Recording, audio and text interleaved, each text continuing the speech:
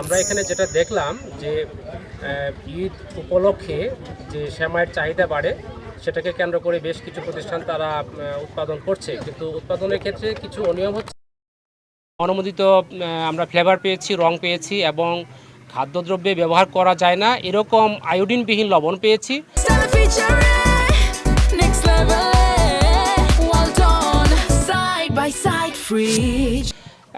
এছাড়াও অপরিচ্ছন্ন পরিবেশ ছিল।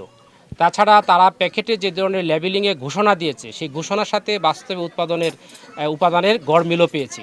তো সব কিছু মিলিয়ে আজকে আমাদের এই সৈয়দপুরে 3টি প্রতিষ্ঠানে 1,30,000 টাকা অর্থদণ্ড করা হয়েছে।